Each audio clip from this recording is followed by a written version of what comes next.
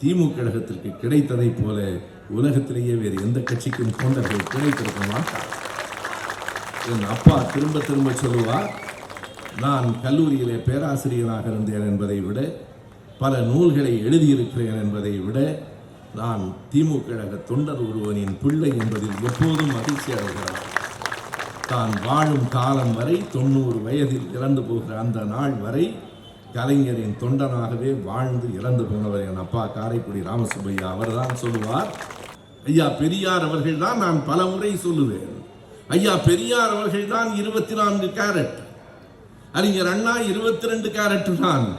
ஆனால் 22 கேரட்டிலே தான் நகை செய்ய முடியும் என்பதை குறித்துக் கொள்ள வேண்டும்.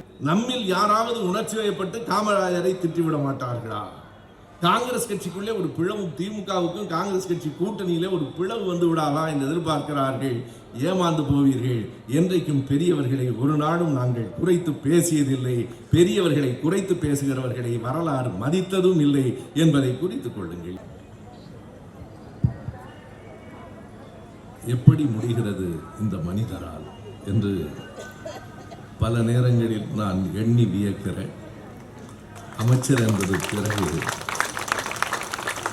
சென்னை கிழக்கு மாவட்டத்தினுடைய செயலாளராக, மாண்புமிகு அமைச்சராக இருக்கிற நம்முடைய சேகர் பாபு அவர்களே, கூட்டத்திற்கு தலைமையேற்றிருக்கிற சட்டமன்ற உறுப்பினர் ஜோசப் சாமுவேல் அவர்களே, மேடையில் அமர்ந்திருக்கிற PK மூர்த்தி அவர்களே, DSP ராஜகோபால் அவர்களே, உரையாற்றி இருக்கிற அருமை நண்பர் வழக்கறிஞர் இந்திரஜித் அவர்களே, QB ஜெயின் அவர்களே, LPF மோகன் அவர்களே, வட்ட செயலாளர்கள் ரமேஷ் அவர்களே, கமல் அவர்களே, கூடியிருக்கிற கழகத்தினுடைய முன்னணி பொறுப்பாளர்களே, என்னோடு வருகை தந்திருக்கிற எங்கள் பேரவையை சார்ந்த தோழர்கள் அம்பத்தூர் ராஜு அவர்களே, மூர்த்தி அவர்களே, மோகன்ராம் அவர்களே, தாய்மார்களே, கழகத்தின் தொண்டர்களே, அனைவருக்கும் என் அன்பு வணக்கம். என்கிற வியப்போடு நான் தொடங்கினேன். கலைஞரின் தொண்டனாக இருந்தால் அது முடியும் என்பதுதான். அவர் என்றைக்கு ஓய்வெடுத்தார்? இன்றைய மாண்புமிகு முதலமைச்சர் எப்போது ஓய்வெடுக்கிறார்? நம்முடைய துணை முதல்வர் எப்போது ஓய்வெடுக்கிறார் என்பதை எண்ணி பார்த்தால் அமைச்சர்களும் மாவட்ட செயலாளர்களும் கழகத்தின் தொண்டர்களும் ஓய்வெடுப்பதில்லை என்பதுதான் உண்மை. போராடி ஓய்வதில்லை என்கிற தலைப்பிலே இந்த பொதுக்கூட்டம் நடைபெற்று கொண்டிருக்கிறது. தலைவர் கலைஞர் அவர்கள் வாழ்ந்த காலம் முழுவதும் அவருக்கு பாராட்டுகளும் வசைகளும் வந்தன. அதில் வியப்பில்லை. எப்போதும் அரசியல் களத்தில் இருக்கிற போது அவர்களுக்கு பாராட்டும் வரும், எதிர்ப்பும் வரும். ஆனால் தந்தை பெரியாருக்கும் தலைவர் கலைஞர் அவர்களுக்கும் இறந்த பின்பும் பாராட்டும் வசையும் வந்து கொண்டே இருக்கின்றன. எனவே தலைவர் கலைஞர் அவர்களை பொறுத்தளவு போராளிகள் ஓய்வதில்லை என்பதை விட போராளி சாவதில்லை என்பதுதான் சரியானது. அவர் ஒரு நாளும் மறையவில்லை, நிறைந்திருக்கிறார். இறந்த அன்றைக்கே நான் அந்த நேர்காணலில் குறிப்பிட்டேன், கலைஞர் மறைந்து விட்டார் என்று நான் கருதவில்லை. அவர் வாழ்க்கையின் முதல் பாகம் முடிந்திருக்கிறது, அவ்வளவுதான். இரண்டாம் பாகம் இன்னும் நீளமானது. அவர் 90 ஆண்டுகள் வாழ்ந்தார், 94 ஆண்டுகள் தான் வாழ்ந்தார். ஆனால் இரண்டாம் பாகத்தில் இன்னும் பல நூற்றாண்டுகள் இந்த மண்ணில் அவர் வாழ்வார் என்பதை பாராட்டுவதற்காக இல்லை, பக்கத்தில் இருந்து நான் அவரை பார்த்திருக்கிறேன், அவரிடம் படித்திருக்கிறேன். அவருடைய ஓயாத உழைப்பை, வற்றாத அறிவை, சாயாத எழுத்தை நேரில் காண்கிற வாய்ப்பை எனக்கு பெற்றிருக்கிறேன். எனவே தலைவர் கலைஞர் அவர்களினுடைய நினைவு நாளில் பேசுவது வாய்ப்பல்ல, எனக்கு பெருமை என்று கருதுகிறவர். அதுவும் மேடையில் அமைச்சர் அவர்களை பார்த்தபோது 2 பேரும் பேசிக்கொண்ட முதல் செய்தி, சந்தித்து 3 மாதங்கள் ஆகிவிட்டன என்பது. 2 மாதங்கள் நான் பிள்ளைகளை பார்ப்பதற்காக வெளிநாடு போயிருந்தேன். அங்கிருந்தும் தொடர்ந்து இயங்கிக் கொண்டு தான் இருந்தேன். அமைச்சரோடும் தொடர்பில் தான் இருந்தேன். எனவே வந்ததற்கு பிறகு உடனடியாக இந்த கூட்டத்தில் பேசுகிற வாய்ப்பு. நான் நேற்றைக்கு கலைஞரின் நினைவு நாளில் குறிப்பிட்டிருந்தது போல ஆகஸ்ட் 7 கலைஞரின் நினைவு நாள். ஆண்டு முழுவதும் அவரின் நினைவுதான் என்று எழுதியிருந்தேன். எனக்கு உண்மையாக எப்போதும் கலைஞரின் மீது மாறான அன்பும் பாசமும் கொண்டவர்களில் நானும் ஒருவன், நான் மட்டுமில்லை நானும் ஒருவன் என்பதால் அந்த நினைவுகளோடும் அவரை பற்றி பேசுகிற போதெல்லாம் எழுகிற மகிழ்வோடும் உணர்வோடும் உங்கள் முன்னால் நான் நிற்கிறேன்.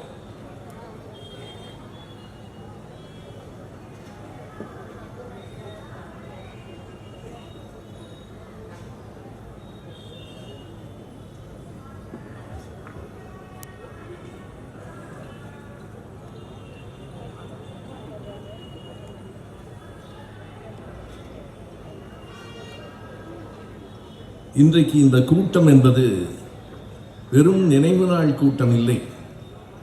உன் பணியை நாங்கள் தொடர்வோம், ஓர் அணியில் பகை வெல்வோம் என்று இந்த கூட்டத்தின் நோக்கத்தை அந்த 2 வரிகள் நமக்கு எடுத்து சொல்லுகின்றன.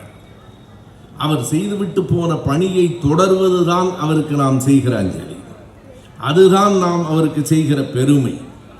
அதை தொடர்ந்து திமுக கழகம் செய்து கொண்டிருக்கிறது என்பதை நேற்றைக்கு நான் ஒரு விழாவில் உணர்ந்தேன். நானும் தோழர் உமாபதி அவர்களும் அந்த விழாவில் கலந்து கொண்டு போகிற போது 2 பேரும் பேசிக்கொண்டு போன செய்தி இதுதான்.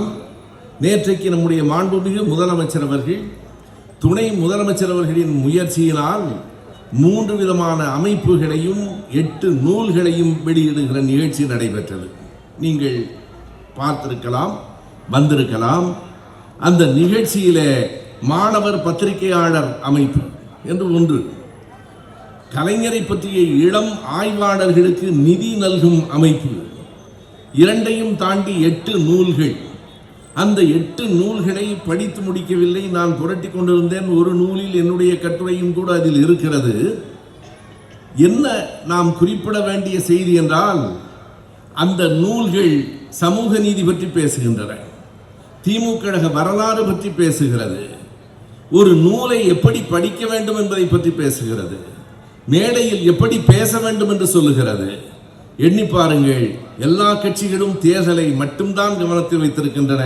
நமக்கும் தேர்தல் குறிதான், ஆனால் தேர்தல் மட்டுமே திமுக கழகத்திற்கு குறி இல்லை. நேற்றைக்கு வெளியிட்ட இந்த புத்தகங்களில் எந்த புத்தகம் நமக்கு தேர்தலில் வாக்குகளை தேடிக்கொண்டு வரும்? அதற்கும் தேர்தலுக்கும் என்ன தொடர்பு? எப்படி திமுக கழகத்தின் வரலாறு என்று அந்த புத்தகத்தை யார் தொகுத்திருக்கிறார்கள் என்றால், மறைந்த நம்முடைய மிகப்பெரிய தியாகத்தின் உருவமாக விளங்கிய நம் தளபதியை சிறையிலே காப்பாற்றிய முன்னாள் மேயர் சிட்டிபாபு அந்த புத்தகத்தை தொகுத்திருக்கிறார். அந்த தொகுப்பை நான் பார்க்கிற போது எனக்கு வியப்பாக இருந்தது. எப்படி என்றால், வரலாற்று நூல்களை நான் படித்திருக்கிறேன், சில நூல்களை எழுதியும் இருக்கிறேன். ஆனால் இத்தனை விரிவாக, இத்தனை நுணுக்கமாக, இத்தனை புள்ளிவரங்களோடு ஒரு நூல் வந்திருக்கிறது. 1949 இருந்து 67 வரைக்கும் என்று அதனுடைய அட்டைப்பிலே போட்டிருக்கிறார்கள். நான் கூட என்ன கருதினேன் என்றால், 49 வரைக்கும் 67 வரையில் நடைபெற்ற நிகழ்ச்சிகள் அதிலே குறிக்கப்பட்டிருக்கும் என்று இல்லை. ஒவ்வொரு இயலினுடைய தலைப்பும் என்னவாக இருக்கிறது என்றால் 1949, அடுத்த இயலின் தலைப்பு 50, அடுத்தது 51. நீங்கள் திமுகவின் வரலாற்றில் 54வது ஆண்டு என்ன நடந்தது என்று விரும்பினால், 62ஆம் ஆண்டு என்ன நடந்தது என்று தெரிந்து கொள்ள முயற்சி செய்தால், அந்த புத்தகத்தில் இருக்கிற அந்த 10 பக்கங்களில் 62ஆம் ஆண்டு திமுகவில் நடைபெற்ற அத்தனை விவரங்களும் பதிவாகி இருக்கின்றன. இது அடுத்த தலைமுறைக்கு வரலாற்றை சொல்லிக் கொடுக்கிற ஒரு மிகப்பெரிய செய்தி. ஏன் எப்போது பார்த்தாலும் நீங்கள் வரலாறு பற்றியே பழையவைகளை பற்றியே பேசுகிறீர்கள் என்று சிலர் கேட்பார்கள். எங்களுக்கு வரலாறு இருக்கிறது, அதனால் பேசுகிறோம். நேற்றைக்கு அரசியலுக்கு வந்தவர்களுக்கு என்ன வரலாறு இருக்க முடியும்? ஒரு நூற்றாண்டை கடந்த வரலாறு இந்த இயக்கத்திற்கு இருக்கிறது, அதனால் பேசுகிறோம். எனவே 3 விதமான போக்குகளை நாம் கொண்டிருக்கிறோம். ஒன்று கொள்கையை பரப்புவது, இன்னொன்று மக்கள் நலம் நாடுவது, மூன்றாவது தேர்தலின் மூலமாக ஆட்சியை கைப்பற்றுவது. ஏனென்றால் ஆட்சியை கைப்பற்றவில்லை என்றால் நம்முடைய கொள்கை திட்டங்கள், மக்கள் நல திட்டங்கள் சென்றடையாது. ஐயா பெரியார் அவர்கள் தான், நான் பல முறை சொல்லுவேன், ஐயா பெரியார் அவர்கள் தான் 24 கேரட், அறிஞர் அண்ணா 22 கேரட் தான். ஆனால் 22 கேரட்டிலே தான் நகை செய்ய முடியும் என்பதை குறித்துக் கொள்ள வேண்டும். அறிஞர் அண்ணா அவர்கள் இல்லை என்றால், அவர் ஆட்சிக்கு வரவில்லை என்றால் ஐயாவின் திட்டங்கள் மேடைகளிலே தான் பேசப்பட்டிருக்கும், ஆட்சிக்கு நடைமுறைக்கு வந்திருக்காது. அறிஞர் அண்ணா அவர்கள் முதலமைச்சராக வந்ததால் அவரை தொடர்ந்து தலைவர் கலைஞர் அவர்களும் தளபதி அவர்களும் முதலமைச்சர்களாக இருக்கிற காரணத்தாலே தான் இன்றைக்கு அந்த கொள்கைகள், அந்த திட்டங்கள் நடைமுறைப்படுத்தப்படுகின்றன. பெரியார் சொன்ன சுயமரியாதை திட்டம் அறிஞர் அண்ணா முதலமைச்சராகவில்லை என்றால் சட்டப்படி வந்திருக்காது. அதை நாம் நடத்தி கொண்டிருக்கலாம். ஆனால் அதற்கான சட்ட ஏற்படிப்பை அறிஞர் அண்ணா தான் பெற்று தந்தார். அறிஞர் அண்ணா தான் இருமொழி கொள்கை என்பதை 1968 ஜனவரி 23 ஒரு நாள் சட்டமன்றத்தை கூட்டி, வேறு எந்த விவாதமும் இல்லை, ஒரு முழு நாள் இந்த இருமொழி கொள்கை பற்றியே பேசுவது என்று முடிவெடுத்து அன்றைக்கு அறிவித்தார்களே. 68 அறிவிக்கப்பட்ட திட்டம் இன்றைக்கு காலையிலே முதலமைச்சர் வெளியிட்டிருக்கிற அந்த கல்வி அறிக்கையிலும் இடம்பெற்றிருக்கிறது என்பதை குறித்துக் கொள்ளுங்கள். மிக தெளிவாக சொல்லியிருக்கிறார். இன்றைக்கு மாநிலத்திற்கான கல்வி கொள்கையை வெளியிட்டிருக்கிற நம்முடைய முதலமைச்சர் குறிப்பிட்டிருக்கிற சில செய்திகள் பிள்ளைகளுக்கு சொல்லுங்கள். இனிமேல் 11ஆம் வகுப்பில் பொது தேர்வு இல்லை, 10 முடித்தால் 12 தான். தேர்வு இல்லை என்பது மகிழ்ச்சிக்குரியதா என்றால் தேர்வுகளால் மட்டுமே மாணவர்களை தேர்ந்தெடுக்க முடியாது. முதல் 8 வகுப்புகளுக்கு பிள்ளைகளுக்கு தேர்வுகள் இல்லை, 10க்கு பிறகு 12 தான் என்று அறிவித்திருக்கிறார். அது மட்டுமில்லை, இருமொழி கொள்கை தான் இங்கு பள்ளிக்கூடங்களில் இருக்கும் என்பதை மறுபடியும் இன்றைக்கு அவர் உறுதிப்படுத்தி இருக்கிறார். அது தமிழ்நாட்டு மக்களுக்கு மட்டும் சொன்ன செய்தி இல்லை, இந்தியாவின் தில்லியிலே இருக்கிறவர்கள் காதுகளுக்கும் எட்ட வேண்டிய செய்தி என்பதால் முதலமைச்சர் அதை வலியுறுத்தி சொல்லியிருக்கிறார். அது மட்டுமில்லை, நீங்கள் அதை பார்த்தால் ஒரு செய்தியை பேச்சின் போக்கில் அந்த அறிக்கையில் நடுவில் குறிப்பிட்டிருக்கிறார்கள். கல்வி என்பது பகுத்தறிவிற்கானது. முதலமைச்சர் வெளியிட்டிருக்கிற அறிக்கையில் அவர் குறிப்பிடுகிறார், கல்வி என்பது பகுத்தறிவிற்கானது. இப்படி தமிழ்நாட்டில் இந்த கொள்கைகளை இத்தனை தெளிவாக நம்முடைய முதலமைச்சர் சொல்லுகிறார் என்றால், இன்றைக்கு தொலைக்காட்சியை பார்த்திருப்பீர்கள். பார்க்காதவர்கள் இரவு போனவுடன் பாருங்கள். இன்றைக்கு முழுமையாக ஏறத்தாழ 2 மணியிலிருந்து 3 மணி வரையில் நான் ராகுல் காந்தியை தான் பார்த்து கொண்டிருந்தேன். அவர் கொடுத்த புள்ளி விவரங்களை தான் பார்த்து கொடுத்திருந்தேன். அவர் கொடுத்த புள்ளி விவரங்கள், இன்றைக்கு தேர்தல் எப்படி நடக்கிறது, தேர்தல் ஆணையம் என்னவாக இருக்கிறது என்பதை புள்ளி விவரங்களோடு சான்றுகளோடு தருகிற ஒரு தலைவர் நமக்கு கிடைத்திருக்கிறார். அவர் சொல்லுகிறார், நண்பர்களே, இதுவரையிலே என்னை போன்றவர்கள், அண்ணன் பீட்டர் போன்றவர்கள் எல்லாம் சின்ன வயசிலே ஒரு செய்தியை தேர்தல் நேரத்திலே கேள்விப்பட்டிருக்கிறோம், கள்ள ஓட்டு போடுகிறார்கள் என்று. தேர்தலில் கள்ள ஓட்டு இருந்தது, இப்போது தேர்தலே கள்ள தேர்தலாக இருக்கிறது. அதுதான் ராஜீவ்காந்தி அவர்கள், ராகுல் காந்தி சொல்லி இருக்கிற செய்தி, தேர்தலே கள்ள தேர்தலாக இருக்கிறது. இதை போகிற போக்கில் அவர் சொல்லவில்லை. இதை சொல்லுவதற்கு பெரிய துணிச்சல் வேண்டும். ஏனென்றால் தேர்தல் ஆணையத்தை பற்றி அவர் பேசுகிறார். இவர்கள் என்ன வேண்டுமானாலும் செய்வார்கள் என்று தெரிந்து பேசுகிறார். நான் சொல்லுகிறேன், அவர்கள் என்ன வேண்டுமானாலும் செய்யட்டும், இந்திய மக்கள் அடுத்த தேர்தலில் உங்களை பிரதமராக ஆக்குவார்கள், ஆக்க வேண்டும். பிரதமராக ராகுல் காந்தியும் முதலமைச்சராக நம்முடைய தளபதி அவர்களும் தொடர்வார்கள் என்பதுதான் மிக தெளிவான ஒரு செய்தி. காரணம், இத்தனை உறுதியாய், இத்தனை தெளிவாய் படம் போட்டு விளக்கி ஒரு கல்லூரியில பேராசிரியர் வகுப்பு நடத்துவது போல ராகுல் காந்தி நடத்தி இருக்கிற அந்த வகுப்பு எத்தனை உண்மைகளை கொண்டு வந்து சேர்த்திருக்கிறது. அவர் சொல்லுகிற போது நமக்கே அதிர்ச்சியாக இருக்கிறது. பீகாரில் 4 லட்சம் வாக்காளர்கள் காணாமல் போயிருக்கிறார்கள். திடீரென்று கர்நாடகத்திலே மகாதேவபுரா என்கிற அந்த ஒரு தொகுதியில் மட்டும் 1,250,000 போலி 1,250 வாக்காளர்கள், போலி வாக்காளர்கள் சேர்க்கப்பட்டிருக்கிறார்கள். 4 லட்சம் பேரை நீ நீக்குவாய், 1 லட்சம் பேரை புதிதாக சேர்ப்பாய். அது மட்டுமல்ல, அவர் சொல்லுகிற பல செய்திகள் எல்லாவற்றையும் எடுத்து காட்டுகிறார். பல வீடுகளுக்கு எண் என்ன தெரியுமா? உங்களின் கதவு இலக்கம் என்ன என்றால் 30, 45 அப்படித்தான் நாம் கேள்விப்பட்டிருக்கிறோம். இவர் காட்டுகிறார் எல்லாம் சைஃபர் என்று இருக்கிறது. இல்லாததை எப்படி சொல்ல முடியும்? அப்படித்தானே சொல்ல முடியும். ஒரு வாக்காளர் 4 மாநிலத்தில் வாக்காளராக இருக்கிறார். 4 மாநிலங்களில் அவர் இருக்கிறார். யாருடைய அப்பா பெயரும் பலருடைய அப்பா பெயர் தெளிவாக இல்லை. அது எப்படி இருக்கிறது? அதை படித்து காட்டுகிறார். HDMQ என்று இருக்கிறது. இப்படி எவனாவது பெயர் வைத்துக் கொண்டிருப்பானா? ஒருவன் பெயர் HDMQ என்று இருக்குமா? இன்னொருவன் பெயர் BFCA என்று இருக்குமா? வெறும் எழுத்துக்களை, பொருளற்ற எழுத்துக்களை, எந்த சொல்லாகவும் ஆகாத எழுத்துக்களை அப்பாவின் பெயர் என்று போட்டிருக்கிறார்கள். இப்படித்தான் அந்த தேர்தல் ஆணையம் தந்திருக்கிற அந்த வாக்காளர் பட்டியல் இருக்கிறது. இந்த வாக்காளர் பட்டியலை வைத்துக்கொண்டு எப்படி ஒரு தேர்தலை நடத்துவது? இத்தனை தவறான புள்ளி விவரங்கள் அனைத்தும். இன்னொரு வேடிக்கையான செய்தியை சொல்லுகிறார். ஒரு பீர் பாட்டில் தயாரிப்பு நிறுவனம் என்று சொல்லி 86 வாக்காளர்கள் பெயர்கள் குறிக்கப்பட்டிருக்கின்றன. அந்த இடத்தில் பீர் பாட்டில் தயாரிக்கிற நிறுவனமே இல்லை. இன்னொரு இடத்தில் 46 பேர் ஒரே வீட்டில் இருக்கிறார்கள். ராகுல் காந்தி சொல்லுகிறார் அது சிங்கிள் பெட்ரூம், ஒரே ஒரு படுக்கை அறை தான் இருக்கிறது. 46 பேர் பாவம் எப்படி தூங்குவார்களோ தெரியவில்லை என்கிறார். 46 பேர்கள் ஒரு வீட்டில் இருப்பதாக சொல்லுகிறார்கள். அந்த வீட்டில் ஒரு படுக்கை அறை தான் இருக்கிறது. 46 பேர் நின்று கொண்டிருக்க கூட இடமில்லை. இப்படிப்பட்ட பொய்யான தகவல்களை தருகிற தேர்தல் ஆணையத்தை நேருக்கு நேராக இன்றைக்கு ராகுல் காந்தி அவர்கள் எடுத்து காட்டியிருக்கிறார். இப்படித்தான் இன்றைக்கு இந்த அமைப்பும் இந்த நாடும் போய்கொண்டிருக்கிறது என்பதை உணர்த்துவதற்காகவும் இந்த கூட்டம். எதனை கலைஞர் செய்தாரோ, கடைசி வரைக்கும் ஓய்வின்றி எதற்காக உழைத்தாரோ, அதனை தொடர்ந்து நாமும் மக்களிடம் கொண்டு செல்ல வேண்டும் என்பதற்குத்தான் கூட்டங்களை நடத்துகிறோம். அவர் நினைவை போற்றுவது மட்டுமல்ல, நினைவை என்றைக்கும் நாம் போற்றிக் கொண்டிருக்கிறோம். அவர் நினைவை போற்றவில்லை என்றால் நாம் கட்சிக்காரர்கள் அல்ல, நாம் நன்றி உள்ள மனிதர்களே இல்லை என்பதுதான் உண்மை. எண்ணி பாருங்கள், எத்தனை பேர் அவரால் பயன்பெற்றவர்கள். நான் வெளிநாடுகளுக்கு போயிருந்த போது இங்கிலாந்து நாட்டிலே மான்செஸ்டர் என்கிற ஒரு ஊரிலே பேசுவதற்காக நான் அழைக்கப்படுகிறேன். அந்த மான்செஸ்டர் ஊரிலே என்னை பார்த்த ஒரு நண்பர், நான் பெயரோடு தான் எதையும் மறைக்கவில்லை, பொய்யாக சொல்லவில்லை என்பதற்காக சொல்லுகிறேன். மான்செஸ்டரிலே சரவண பவன் என்று ஒரு நண்பர் என்னை சந்திக்கிறார். ஒரு மிகப்பெரிய பொறுப்பில் இங்கிலாந்தில் இருக்கிறார். அவர் என்னை பார்த்து சொல்லுகிறார், நீங்கள் கலைஞரோடு இருப்பதில் எனக்கு பெரிய மகிழ்ச்சி. எப்போது? கலைஞர் இறந்த காலத்தில் 2018 ஜூன் மாதத்தில் நான் அந்த கூட்டத்தில் பேசுகிறேன்.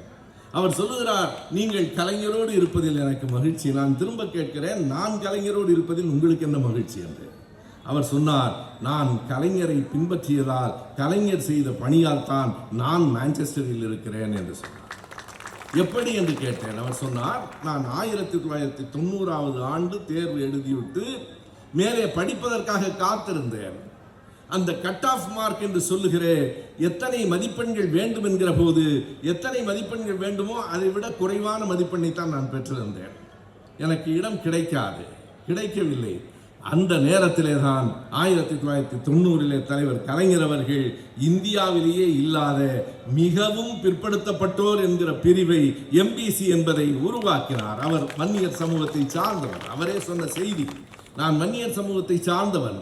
MBC என்பது இந்தியாவில் வேறு எங்கும் இல்லை. காமராஜர் அவர்கள் காலத்திலே சலவை தொழிலாளர்கள் அப்படி ஒரு கோரிக்கையை வைத்தார்கள். காமராஜர் சொன்னார், உடனடியாக சட்ட மாற்றங்களை செய்துவிட முடியாது, ஆனாலும் கூட நாம் அதை கவனிக்கலாம், உங்களுக்கு ஒரு முன்னுரிமை தர சொல்லுகிறேன் என்றார். காமராஜரை பற்றி பேசினாலே எதிரிகள் மட்டுமல்ல, திருச்சி வேலுச்சாமிகளும் வந்து விடுகிறார்கள். அண்ணன் பீட்டர் அவர்கள் இருப்பதால் கவனத்திற்காக சொல்லுகிறேன். எப்படி இந்த நாட்டை குறைப்பது என்பது எல்லா கட்சியிலையும் இருக்கிறவர்கள் என்பதற்காக சொல்லுகிறேன். சிலர் திடீரென்று கலைஞரையும் காமராஜரையும் ஒப்பிட்டு பேசுவது, நண்பர்களே, பெருந்தலைவர் காமராஜரை திராவிட இயக்கம் போற்றிய அளவுக்கு வேறு யாரும் போற்றியதில்லை. பெரியாருடைய கருத்துகள் அன்றைக்கே விகடன் எழுதியது போல, காரியம் பெரியார், காரணம் காமராஜர், காரியம் பெரியார் என்று எழுதியதை போல அப்படி நெருக்கம் உண்டு. இவர்கள் ஏன் இப்படி கலைஞரையும் காமராஜரையும் ஒப்பிடுகிறார்கள்? ஒரே நோக்கம்தான். அப்படி ஒப்பிடுகிற போது நம்மில் யாராவது உணர்ச்சி வயப்பட்டு காமராஜரை திட்டிவிட மாட்டார்களா? காங்கிரஸ் கட்சிக்குள்ளே ஒரு பிளவு, திமுகவுக்கும் காங்கிரஸ் கட்சி கூட்டணியிலே ஒரு பிளவு வந்து விடாதா என்று எதிர்பார்க்கிறார்கள். ஏமாந்து போவீர்கள். என்றைக்கும் பெரியவர்களை ஒரு நாளும் நாங்கள் குறைத்து பேசியதில்லை. பெரியவர்களை குறைத்து பேசுகிறவர்களை வரலாறு மதித்ததும் இல்லை என்பதை குறித்துக் கொள்ளுங்கள். எதற்கு சொல்லுகிறேன்? காமராஜர் அவர்கள் திறந்த கல்வி கூடங்களால் படித்து நாங்கள் இந்த பொறுப்புக்கு வந்திருக்கிறோம் என்று சொல்லுகிறவர்களை போல அந்த மான்செஸ்டரிலே பார்த்த நண்பர் சொன்னார், அந்த MBC என்கிற அறிவிப்பு வந்த காரணத்தால் அந்த கட் ஆஃப் மார்க் அங்கே இருந்து ஒரு 4-5 மதிப்பெண்கள் குறைந்து கீழே வந்தபோது எனக்கு வாய்ப்பு கிடைத்தது, படித்தேன். இன்றைக்கு மான்செஸ்டரில் இவ்வளவு பெரிய பதவியில் இருக்கிறேன் என்றால் அதற்கு கலைஞர் தான் காரணம் என்று நன்றி உணர்ச்சியோடு சொன்னார். நான் சொன்னேன், மிக்க மகிழ்ச்சி. ஆனால் இந்த நன்றி உணர்ச்சி நாட்டில் பலரிடத்தில் இல்லை. எத்தனை ஆண்டுகளுக்கு பிறகு வடநாட்டில் பிற்படுத்தப்பட்டவருக்கு இடம் வந்தது என்று யார் அறிவார்கள்? அண்ணல் அம்பேத்கர் அவர்களின் முயற்சியினால் இந்தியா விடுதலை பெறுவதற்கு முன்பே பட்டியலின மக்களுக்கு 1943 ஆகஸ்ட் 8ஆம் தேதியே அந்த இடஒதுக்கீடு வந்தது. அது அவருடைய முயற்சி, அவருடைய தொண்டு, அவர் வெள்ளைக்காரனுக்கே புரிய வைத்த அவருடைய ஆற்றல், அவருடைய ஆங்கில அறிவு, அவருடைய தர்க்கம். அதனால் 43வது ஆண்டே பட்டியலின மக்களுக்கு இடஒதுக்கீடு கிடைத்தது. ஆனால் சென்னை, மைசூர் போன்ற சில மாநிலங்களை தவிர, அன்றைக்கு தலை மாகாணம் பிரசிடென்சி என்று பெயர், அதனை தவிர வேறு இடங்களில் பிற்படுத்தப்பட்டவர்களுக்கு இடஒதுக்கீடு இல்லை. இந்தியா விடுதலை பெற்ற பிறகும் இல்லை. முதலாக வட இந்தியாவில் பிற்படுத்தப்பட்டவர்களுக்கு இடஒதுக்கீடு வந்தது 1978வது ஆண்டுதான். பீகாரில் கர்பூரி டாகூர் என்பவர் முதலமைச்சராக வந்ததற்கு பிறகுதான் பிசி என்கிற அந்த ரிசர்வேஷன் பிற்படுத்தப்பட்டவருக்கே இடஒதுக்கீடு வந்தது. ஆனால் இந்தியாவுக்கே வழிகாட்டியாக 1990 மிகவும் பிற்படுத்தப்பட்டோர் என்று ஒரு பிரிவினை உட்படுத்தி அதனை ஏற்படுத்தி வன்னியர் சமூகம் உட்பட்ட 108 சீர்மரபினர்களின் வாழ்வில் ஒளியேற்றிய மாபெரும் தலைவன் தான் நம்முடைய கலைஞர். அன்றைக்கு அவர் செய்ததையெல்லாம் இன்றைக்கு நம்முடைய தளபதி செய்து கொண்டிருக்கிறார். எண்ணி பார்க்க வேண்டும் நண்பர்களே. அதாவது ஒரு தலைவனின் பெருமை எங்கே இருக்கிறது என்றால் அவனை தொடர்ந்து வருகிற அடுத்த தலைவனிடம் இருக்கிறது. பெரியாரின் பெருமை அண்ணாவிடம் இருக்கிறது. அறிஞர் அண்ணா இல்லை என்றால் பெரியாரினுடைய கருத்துகள் மக்களிடம் சட்டமாக வராமல் போயிருக்கும். அறிஞர் அண்ணாவின் பெருமை தலைவர் கலைஞரிடம் இருக்கிறது. கலைஞரின் பெருமை நம்முடைய தளபதியிடம் இருக்கிறது. அந்த செயல்களை, அந்த தொடர் ஓட்டத்தை தொடர்ந்து கைவிடாமல் நாம் நடத்தி கொண்டிருக்கிறோம். இது ஒரு முக்கியமான தருணம். தமிழ்நாடு கவனமாக இருக்க வேண்டிய தருணம். நேற்றைக்கு வரைக்கும் திரைப்படத்தில் நடித்தவர்கள் இன்றைக்கு உண்மையாக முதலமைச்சர் ஆகிவிடலாம் என்று பார்க்கிறார்கள். இன்னும் சிலர் இருக்கிறார்கள் எல்லா தேர்தல்களிலும் எல்லா தொகுதிகளிலும் போட்டியிட்டு ஒரு இடத்தில் கூட டெபாசிட் வாங்காதவர்கள் அடுத்து நான் தான் அதிபர் என்று வெட்கமில்லாமல் சொல்லிக் கொண்டிருக்கிறார்கள். கவலைப்படாதீர்கள். திமுக கழகம் ஒரு இரும்பு கோட்டை, என்றென்றும் நிலைத்து நிற்கும். அந்த சின்னத்தை தேர்ந்தெடுத்த அந்த நாடிலிருந்து பாடுபடுகிற அந்த முறை வரையிலே எண்ணி பாருங்கள். அறிஞர் அண்ணா தான் சொல்லுவார், அப்போதெல்லாம் காங்கிரசுக்கு காடை மாடு சின்னம், இப்போது இருப்பதை போல உடனடியாக அச்சில் போட்டு அல்லது இணைய வழியிலே கொண்டு வந்துவிட முடியாது, சுவர்களில் வரைய வேண்டும். அண்ணா சொல்லுவார், நம்முடைய எதிர்க்கட்சி நண்பர்கள் ஒரு காடை மாடு வரைவதற்குள் என்னுடைய தம்பிகள் 1000 உதயசூரியன்களை உருக்கி வைத்து விடுவார்கள் என்பார். எனவே சின்னத்தை தேர்ந்தெடுத்ததிலிருந்து தொடர்ந்து உழைத்த அந்த காலங்கள் தொடங்கி இன்று வரையிலே திமுக கழகம் அந்த குறைவு இல்லாமல், அந்த உணர்வு குறையாமல் இந்த களத்திலே நிற்கிறது. இங்கே இந்திரஜித் அவர்கள் பேசுகிற போது சொன்னார், தொண்டர்களை பற்றி சொன்னார். உண்மையாக ஒரு செய்தியை நான் சொல்லுகிறேன். திமுக கழகத்திற்கு கிடைத்ததை போல உலகத்திலேயே வேறு எந்த கட்சிக்கும் தொண்டர்கள் கிடைத்திருக்க மாட்டார். என் அப்பா திரும்ப திரும்ப சொல்லுவார், நான் கல்லூரியிலே பேராசிரியராக இருந்தேன் என்பதை விட, பல நூல்களை எழுதியிருக்கிறேன் என்பதை விட, நான் திமுக கழக தொண்டர் ஒருவனின் பிள்ளை என்பதில் எப்போதும் மகிழ்ச்சி அடைகிறார். தான் வாழும் காலம் வரை 90 வயதில் இறந்து போகிற அந்த நாள் வரை கலைஞரின் தொண்டனாகவே வாழ்ந்து இறந்து போனவர் என் அப்பா காரைக்குடி ராமசுப்பையா. அவர்தான் சொல்லுவார், தன் சொந்த காசில் டீயும் மண்ணும் சாப்பிட்டு விட்டு வேலை செய்கிறவன்டா திமுக காரன். அவன் தான் திமுக காரன். எழுங்கள், திமுக கழக தொண்டன் எழுந்தால் அவனுடைய பணிகளுக்கு முன்னால், அவனுடைய வேகத்துக்கு முன்னால் எந்த புயலும் அடங்கும். எழுங்கள், இன்னும் காலம் இருக்கிறது என்று காத்திருக்க வேண்டாம். ஏறத்தாழ தேர்தலை நாம் நெருங்குகிறோம் என்றால், நான் முதலிலேயே குறிப்பிட்டது போல தேர்தல் மட்டுமே நமக்கு நோக்கமில்லை, ஆனால் தேர்தலும் நமக்கு நோக்கம். நாம் ஆட்சிக்காக மட்டுமே கட்சி நடத்தவில்லை, ஆனால் ஆட்சியை விட்டு கட்சி நடத்தி கொண்டே இருக்க முடியாது. தொடர வேண்டும். நம்முடைய ஆட்சி தொடர வேண்டும் என்பது திமுக நன்மை பெறுவதற்காக அல்ல, இந்த நாடு நலம் பெறுவதற்காக. இன்னும் நான் என் நெஞ்சின் ஆழத்திலிருந்து சொன்னால், அடுத்த தலைமுறை பிள்ளைகளை நாம் காப்பாற்ற வேண்டும் என்று நினைத்தால் கழகத்திற்கு வாக்களியுங்கள் என்பது மட்டுமல்ல, கழகத்திற்காக தொண்டாற்றுங்கள். தொண்டாற்றுவோம், அனைவரும் சேர்ந்து பாடுபடுவோம். வாய்ப்புக்கு நன்றி, வணக்கம்.